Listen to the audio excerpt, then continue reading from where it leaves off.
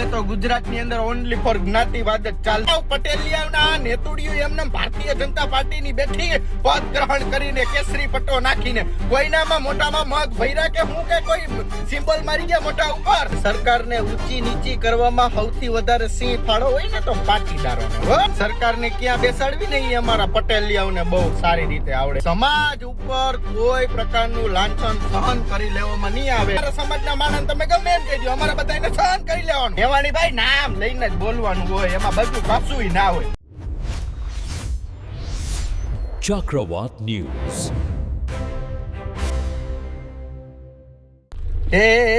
આ જો મિત્રો, આ જો મારી પાર્ટીનો હોય, સામે વાળી પાર્ટીનો હોય કે ત્રીજી કોઈ પાર્ટીનો હોય, આત્મસન્માનના મુદ્દે અમે કોઈ દિવસ સમાધાન કરતા નથી. અને કોઈના મનમાં ફાંકો હોય ને તો તમારે આ જેવી 1400 નો ફાંકો કાઢવા જિગ્નેશ મેવાણીનો જન્મ થયો છે, યાદ રાખજો. એટલે મારા ભાઈનું નામ લેતા ફરી વિચારજો.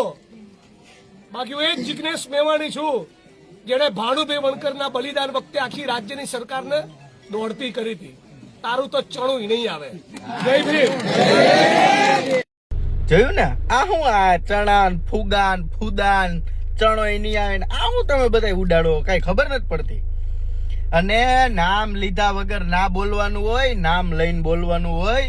કિરીટ પટેલ પાટીદાર સમાજના આગેવાન છે. અનામત આંદોલન વખતે એમને બહુ ભોગ આપ્યો છે. અને સરકારને ઊંચી નીચી કરવામાં સૌથી વધારે સિંહ ફાળો હોય ને તો પાટીદારોનો. અને પાટીદારો એ જ ભારતીય જનતા પાર્ટીને આટલી સરકાર ટકાવી રાખી છે. એટલે સરકારને ક્યાં બેસાડવી ને એ અમારા પટેલિયાઓને બહુ સારી રીતે આવડે છે. અમને ખાગાઓને બહુ સારી રીતે આવડે છે. એમાં તમારે કોઈ પ્રકારની ટીકા ટિપ્પણી કરવાની જરૂર નથી.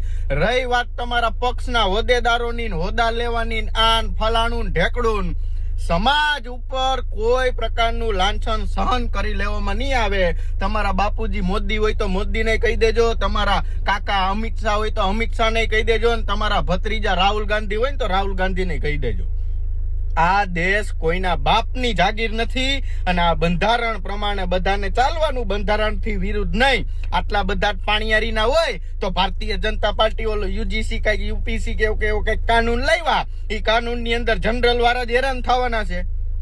તમે એક વસ્તુ વિચારો, જનરલ કેટેગરીની છોકરી ઓબીસી કેટેગરીના છોકરાને પ્રપોઝ કરે, જનરલ કેટેગરીની છોકરી ના પાડે કે ભાઈ ના અત્યારે મારે ભણવામાં ધ્યાન દેવું છે. દિલ્હીની અંદર કિસ્સો બની ગયેલો, એફઆઈઆર થઈ ગયેલી.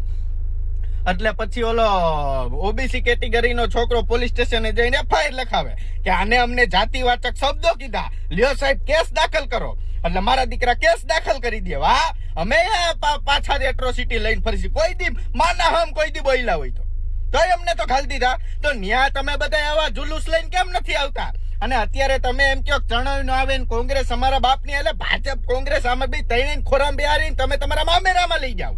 અમારે શું લેવા દેવા? તમારા સમાજમાં અમારી માથે એટ્રોસિટી ફાટ દેરાની લાગી જાય. અમને કોઈ ખાગા કીએ તો એટ્રોસિટી નહીં. અમારા માણસને તમે ગમે એમ કહી દો, અમારા સમાજના માણસને તમે ગમે એમ કહી દો, અમારા બધાને સહન કરી લેવાનું. પટેલિયાના નેતુડીઓ એમને ભારતીય જનતા પાર્ટીની બેઠી પદ ગ્રહણ કરીને કેસરી પટ્ટો નાખીને કોઈનામાં મોટામાં મગ ભૈરા કે હું કે કોઈ સિમ્બોલ મારી ગયા મોટા ઉપર. તમારા બાપના નામ બદલાવી નાખે, તમારા બાપના નામે તમારા છોકરાઓને ધમકાવી જાય. તમે પટેલિયા એમને બેઠા. આટલા બધા ઉદ્યોગપતિઓ, મોટા મોટા આગેવાનો, પૈસાના ખીચાના કાવડિયા ભરીને બેઠા, હરગાવા તમારી ચિતા ઉપર. તમે તમારા સ્વાભિમાન હાટુથી ન લડી શકતા હોય તો પટેલિયાઓને તમારે મારે બધાને ડૂબીને મરી જવું જોઈએ ભાયા. આવું હોય કઈ હાવ? આ જી આવી કઈ વયા જાય, જી આવી કેસ દાખલ કરીને વયા જાય. ખોટી રીતે, સાચી રીતે હોય તો બરોબર છે. અને એક પટેલિયા નેતણો ન બોલે, બધા પટેલ સમાજ ને કરો નેતોડીને જ કઉ છું સમાજની. પછી કયો અમારા વિડીયો ને મૂકે, તમારા વિડીયો નો મૂકે, તમને જાહેરમાં કરે. પટેલના દીકરા હોય ને સાચું તમે આમાં કહેતા હોય ને કે અમે કણબી, તો આ 1% એ સાખી લેવામાં નહીં આવે. મેં 2 ઉદાહરણ દીધા, તમારી ઉપર 2 એટ્રોસિટી થઈ ગઈ. બોલો, સરદારના પુતળા માથે કોઈક ટોપિયું પહેરાવી જાય, લ્યો તો સહન કરી લેવાનું. વાહ સરદાર વંશીઓ વાહ. આવું ના હોય. એલા આવું હોય આટલી બધી ભારતીય જનતા પાર્ટીની ગુલામી કરવાની, આટલી બધી સીએમ ની ગુલામી કરવાની, આટલી બધી રાહુલ ગાંધીની ગુલામી કરવાની. એલા તમારે આટલી બધી ઓલો ગોપાલ ઇટાલિયા કેમ કરે, કોઈ નહીં બોલે, કોઈ ના બોલે. બધા એના બાપ દાદાની રાજનીતિ કરવા આવ્યા. ઉપયોગ કેનો કરે? પટેલ નો. ક્યાં ગયા ઓલા બધા આગેવાનો હમણાં નવા થાયપા અને જાણે આમથી વિદેશ થી આવ્યા હોય ને કોઈ ઓળખતું ન હોય તો પ્રમુખ ના પદ આલી દીધા ને બોલો કે આ રાજકારણ નો વિષય છે કે આમાંય મને કોકે પૈસા આયલા બોલવા હાટુથી. અને હું તો ઓલી બગદાણાની મેટરામ વ્યવસ્થિત ચકાસતો તો એનાલિસિસ કરતો તો વચ્ચે કિરીટ પટેલ આવ્યા. લે આને આટલા દિવસ થઈ ગયા ને આ બધા સાંભળી લીધા. અને મેવાણી ભાઈ નામ લઈને જ બોલવાનું હોય, એમાં બધું કશુંય ના હોય. તમે રાજનીતિ કરવા ન કર્યા ને અમારા પર સમાજને રાજનીતિ કરવા ન કર્યા. તમારે એમએલએ બનવાનું, કિરીટ પટેલ ને એમએલએ બનવાનું, આટલું બધું સહન કરવાનું. એને કરતા હે ને હાવ પટેલ જ્ઞાતિ જ મટાવી દેવાય. સરદાર પટેલ ના પૂતળા ક્યાંય બિહારોમાં એલાવ. હું તો એમ કહું બિહારાય જ નહીં. કાંઈ તમારી પાસે એવો કોઈ હોદ્દો જ નથી કે તમે સરદાર નું પુતળું બે. સન્માન તો તમારાથી જળવાતું નથી. સરકાર બનાવી તો કે પટેલ, સરદાર પટેલ ને ટોપી પહેરાવી તોય કે પટેલ. વાહ વાહ વાહ વાહ. ભોગવો બાજુ તો શું ભોગવો. હું ક્યાંક જરૂર ક્યાંક હલવાવું ને તો એ કેજો તાવથી ભોગવો. એટલે તમ તારે સંમેલન તમે બોલાવો તો કઈ વાંધો નહીં. તમ તારે અમે પણ સંમેલન બોલાવશું. પટેલ સમાજ તૈયાર જ છે. સમાજ નહીં આવે તો મને ખબર છે. હું શું કહેવાય આ નેતુડિયું ખાલી આવશે ને તોય ઘણું. હા, કારણ કે હવે તો ગુજરાતની અંદર ઓનલી ફોર જ્ઞાતિવાદ જ ચાલશે. આવું અમુક લોકોએ સાબિત કરી દીધું. જો તમારી પાસે જ્ઞાતિનો આગેવાન નહીં હોય મજબૂત એટલે તમે મરી ગયા. તમારી ઉપર એફઆઈઆર નથી થવાની, તમારી ઉપર કોઈ કાર્યવાહી નથી થવાની. એટલે અમારે હવે કોઈ એમએલએ કે સાંસદ કે મુખ્યમંત્રી કોઈ પેદા જ નથી કરવો. મને ખબર જ છે. હું આની પેલા મોદી સાહેબ ને મળવા ગયો તો એઆઈ દ્વારા, ત્યારે મેં મોદી સાહેબ ને કીધું હતું કે જો ભાઈ ભૂપેન્દ્રભાઈ પટેલ ને ચાલુ રાખજો. એટલે એને ચાલુ રાખ્યા. હજી એક આપણી ફરમાઈશ બાકી છે, 27 માં પૂરી કરી દે. હું એને કહી દે હાલો ભાઈ હવે ભૂપેન્દ્રભાઈ સીએમ ને બદલાવી નાખો અને બજા કસા બેહારો. બીજું તો શું હોય, કઈ હાલતું જ નથી ભાઈ. શું કામ? એટલે જિજ્ઞેશભાઈ માનનીય શ્રી, હા ધારાસભ્ય શ્રી છે માનનીય શ્રી જિજ્ઞેશભાઈ મેવાણી જો એલાન કરશે કે અહીંયા અમે સભા સંમેલન બોલાવશું તો પટેલિયા એકવાર થઈ જાવ તૈયાર. આ તમારા છેલ્લી અસ્તિત્વની લડાઈ છે 2027 ની. 2027 પછી મેવાણીએ કીધું મેં એમ ચણો ને ફૂદો ને ફોગો ને ફાદ્યો ને કાંઈ કામ આવવાનું નથી. બરોબર? એટલે આજ કિરીટ પટેલ ને દબાવશે, કાલ કૌશિક વેકરિયાને દબાવશે, પરમદી જયેશ રાદડિયાને દબાવશે ને ઓલેદીએ રમેશ ધડુકનો વારો આવવાનો જ છે.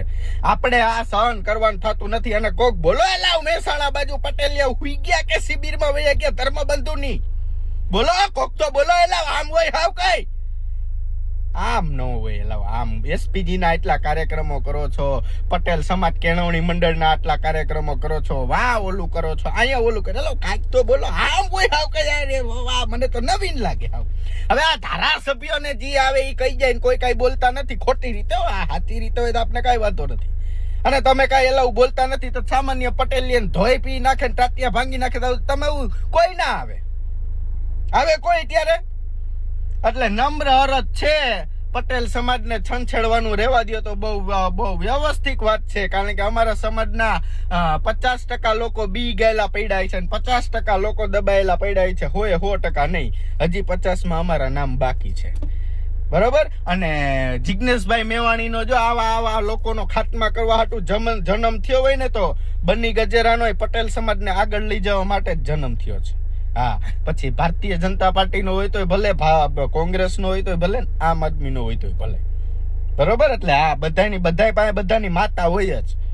કોઈ એમને આટલી બધી આમાં ફૂદડા ના કરતા હોય. આ મારી પાસે માતા હોય, તમારી પાસે માતા હોય, શક્તિ લડે. બધું શું હોય? બાકી વગાડો ઢોલ, બીજું શું હોય? અને કરો પટેલ સમાજ તૈયારી. કાલથી અમદાવાદ ની અંદર મેં આવું છું. અમદાવાદ કાલે પહેલી મીટિંગ બોલાવીને કાર્યક્રમો કરીએ ચાલુ. હા, આજે કિરીટ પટેલ ને સાખી લીધા, સરદાર વલ્લભભાઈ પટેલ ને સાખી લીધા, પણ હવે આ તમે આ ખાગાવ ને નહીં સાખી શકો. જય સરદાર, જય પાટીદાર.